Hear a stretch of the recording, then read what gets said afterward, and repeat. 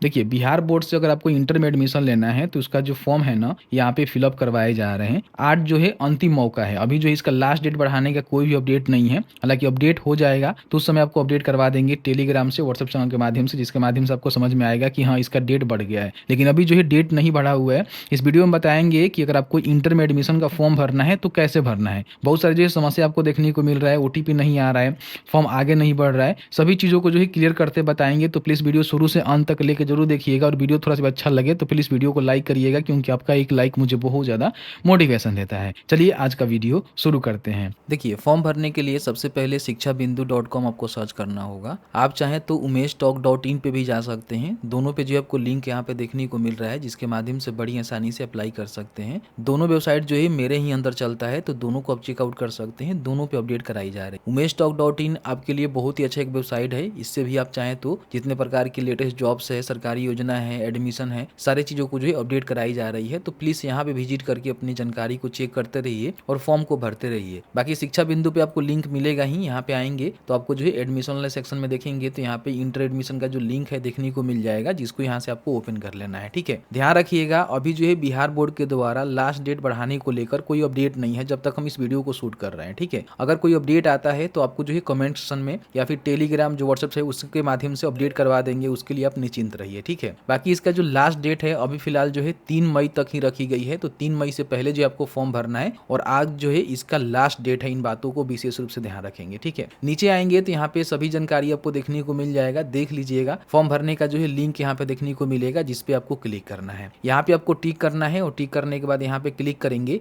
तो आपके सामने इनका जो एप्लीकेशन फॉर्म है ना, इस तरह से खुल के आ जाता है, जिसमें इन्होंने जो भी जानकारी मांगा हुआ है वो जानकारी जो है स्टेप बाय स्टेप आपको भरना है। कहीं भी किसी प्रकार की कोई गलती आपको नहीं करना है। इससे पहले भी हमने वीडियो बनाकर आपको बताया था। यहाँ पे अपना जो बोर्ड का है सिलेक्शन कर लेना है कि आप जो है कौन से बोर्ड से 10वीं पास किया हुआ है, फिर यहाँ पे कौन से ईयर में आपने पास किया हुआ है। फिलहाल जो है एनुअल आप पास किए होंगे। अगर आपने कंपार्ट से पास किया हुआ है तो इसका भी सिलेक्शन करके फॉर्म को भर सकते हैं। बाकी यहाँ पे देखिए, इसका जो डेट है ना वो बढ़ेगा, 110% गारंटी है कि बढ़ेगा, क्योंकि अभी जो है कंपार्टमेंटल का एग्जाम हो रहा है। इसका रिजल्ट आएगा तो बहुत सारे जो बच्चे हैं वो फॉर्म को भरेंगे। ठीक है, तो कहीं ना कहीं डेट बढ़ेगा, 100% श्योर से मैं बोल रहा हूँ। लेकिन नहीं, आपको करना क्या है कि डेट बढ़ने का इंतजार नहीं करना है, फॉर्म भर लेना है। ठीक है, इन बातों को ध्यान रखेंगे। यहाँ पे जो है डेट ऑफ बर्थ, जो भी मैट्रिक का सर्टिफिकेट या फिर आपका जो एडमिट कार्ड है उस पे मेंशन होगा, उसके हिसाब से यहाँ पे इंटर करेंगे। रोल कोड, रोल नंबर यहाँ पे डालेंगे। अब जैसे ही डालेंगे तो यहाँ पे आपका जो भी यूनिक आईडी है, एप्लीकेंट का नेम है, फादर का नेम है, मदर का नेम है, आपको देखने को मिल जाएगा। चलिए हम यहाँ पे डाल के आपको दिखाते हैं। तो यहाँ पे मैंने डाला हुआ है, तो आप देखेंगे तो यहाँ पे एप्लीकेंट का name, father name, mother name fetch कर लेता है। अगर आपने बिहार बोर्ड से पास आउट किया हुआ है, अदर बोर्ड से आपने पास किया होगा तो फैच यहाँ पे नहीं करता है, ध्यान रखिएगा। यहाँ पे मैंने ब्लर कर रखा हुआ है, चूंकि किसी का पर्सनल जानकारी जो है शेयर करना सही नहीं है। यहाँ पे एक आपको फोटो अपलोड करना है, जो कि जेपीजी, पीएनजी या फिर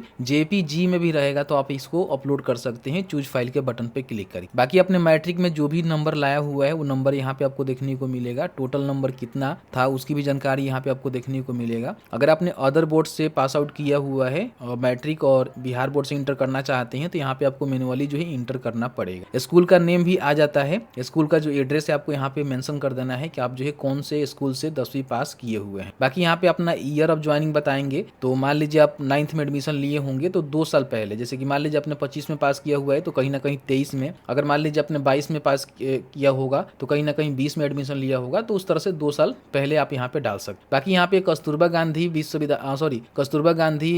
विद्यालय में रह के अपने पढ़ाई करके जो है मैट्रिक पास किया हुआ है तो यस कर देंगे यहाँ पे, नहीं तो इस यहाँ पे नो रहने देंगे। ठीक है, बाकी यहाँ पे अपना जेंडर, जो भी मातृभाषा है, नेशनलिटी है, रिलीजन यहाँ पे बताएंगे। अगर आपको ब्लड ग्रुप पता है तो बता दीजिएगा, नहीं है तो छोड़ भी सकते हैं, कोई भी दिक्कत नहीं है, ऑप्शनल है, इसको भरना जरूरी नहीं है। बाकी यहाँ पे अपना जो भी स्टेट है, कौन से स्टेट से आप हैं उसकी जानकारी आप यहाँ पे बताएंगे। ठीक है, उसके बाद यहाँ पे आपको देखने को मिलेगा कि डिस्ट्रिक्ट आपका कौन सा लगता है, फिर यहाँ पे आपका जो ब्लॉक है वो ब्लॉक कौन सा लगता है वो आपको बतानी होगी। मतलब अपना जो एड्रेस है ना वो आपको फिल करना होता है। बाकी यहाँ पे अपना जो भी विलेज है, पोस्ट ऑफिस है, पुलिस स्टेशन है, उसकी पूरी एड्रेस यहाँ पे आपको भरना होगा कि आपका गांव कहाँ है, पोस्ट ऑफिस कहाँ है, पुलिस स्टेशन कहाँ है, वो चीज आपको यहाँ पे मेंशन करना। यहाँ पे जो है पिन कोड आपको डालना है, आपका जो भी पिन कोड है। यहाँ पे एक मोबाइल नंबर दीजिएगा जिसपे जो है ओटीपी जाएगा, और यहाँ पे एक मेल आईडी, इस पे भी ओटीपी जाता है। दोनों में से कोई एक ओटीपी को आपको डालकर वेरीफाई करना होता है। आपके पास टेलीफोन नंबर है तो दे सकते हैं, हालांकि टेलीफोन नंबर तो आपके पास नहीं होगा तो छोड़ सकते हैं, इसको में कोई दिक्कत नहीं है। बहुत सारे विद्यार्थी ऐसे हैं जिनके पास आधार कार्ड नहीं है हैं तो यहाँ पे आप टिक करके इसको छोड़ सकते हैं, लेकिन आपके पास आधार कार्ड है तो इसको अनटिक रहने दीजिएगा। यहाँ पे आधार नंबर को आपको डाल देनी है, बहुत ही अच्छा है अगर आपके पास है तो।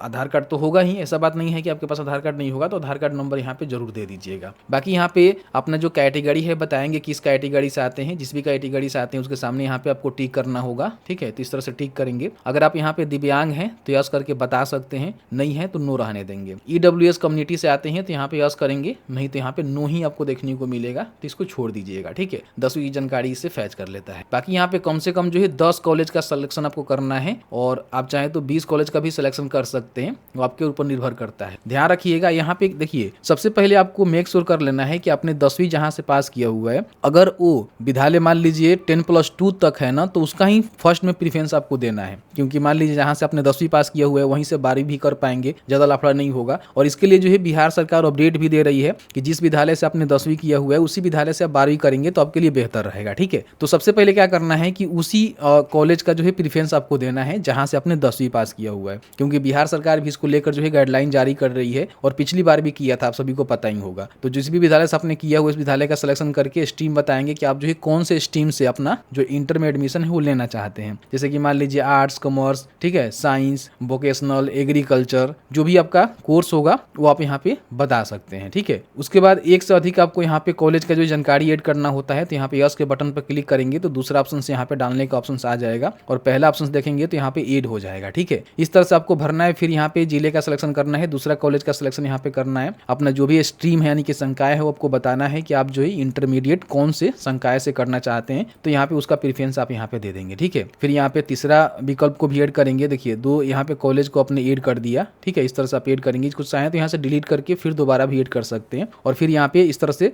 10 कॉलेज का जो है कम से कम सिलेक्शन आपको कर लेना है, ठीक है। सिलेक्शन करने के बाद यहाँ पे नो के बटन पर क्लिक करना है, तो आपका सिलेक्शन यहाँ पे खत्म हो जाएगा। अब आपको सिलेक्शन नहीं करना है, कम से कम 10 कॉलेज का सिलेक्शन करके ही छोड़िएगा।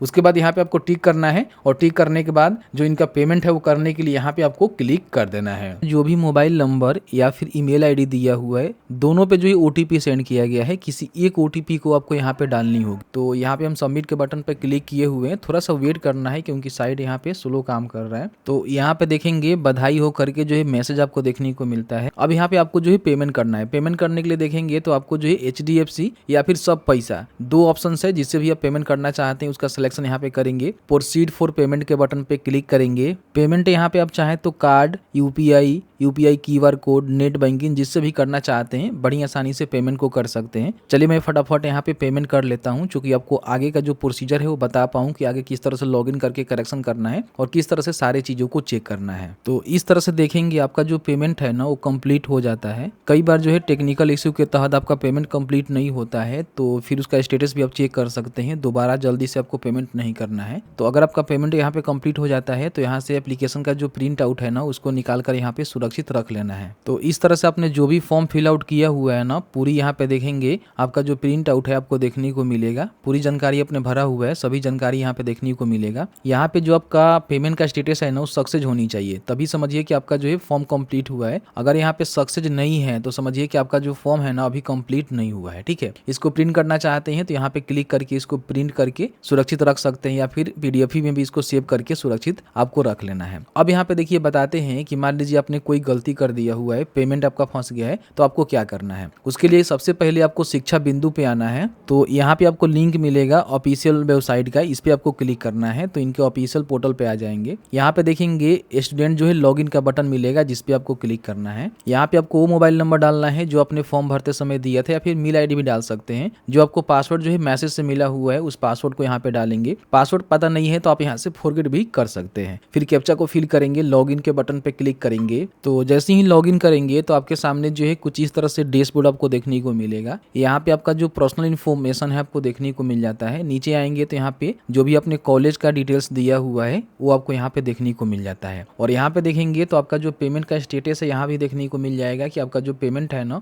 वो यहाँ पे रिसीव्ड हो चुका है। अगर आपका पेमेंट यहाँ पे रिसीव्ड नहीं हुआ है तो समझिए कि आपका जो फॉर्म है ना वो कंप्लीट नहीं हुआ है। इसमें मान लीजिए किसी प्रकार की करेक्शन करना है तो पर्सनल इन्फॉर्मेशन का जो बटन है ना इस पे आपको एक बार क्लिक करना है। तो आपके सामने जो भी कॉमन एप्लीकेशन फॉर्म है इस तरह से खुल के आएगा। यहाँ पे बोर्ड जो भी आपने परीक्षा का साल बताया हुआ है, आपका जो डेट ऑफ बर्थ है और यहाँ पे रोल कोड है, वो चीज आप चेंज नहीं कर सकते हैं, ठीक है, ध्यान रखिएगा। जैसे कि यहाँ से लेकर यहाँ तक जो जानकारी है ना, इसमें आप किसी प्रकार की कोई भी करेक्शन नहीं कर सकते हैं। नीचे आपके टोटल मार्क्स और जो भी आपने मार्क्स प्राप्त किया हुआ है इसमें भी नहीं कर सकते हैं। यहाँ से आप चाहें तो अपना जो मातृभाषा है उसको चेंज कर सकते हैं। यहाँ पे देखेंगे तो नेशनलिटी आप चेंज कर सकते हैं, रिलीजन चेंज कर सकते हैं, ब्लड ग्रुप आपने गलत डाल दिया था, नहीं डाला था, वो डाल सकते हैं। यहाँ पे जो भी अपना स्टेट है, डिस्ट्रिक्ट है, प्रखंड है, जो भी आपका एड्रेस है उसमें आप चाहें तो यहाँ पे सुधार कर सकते हैं। मोबाइल नंबर, ईमेल आईडी में सुधार नहीं होगा। आधार नंबर में चाहे तो यहाँ पे सुधार कर सकते हैं, आपने कुछ गलती किया हुआ है, और उसके बाद यहाँ पे इसको अपडेट कर सकते हैं। बाकी मोबाइल नंबर वगैरह वगैरह इन सब चीज़ों में जो है सुधार नहीं होता है, तो इसलिए फॉर्म भरते समय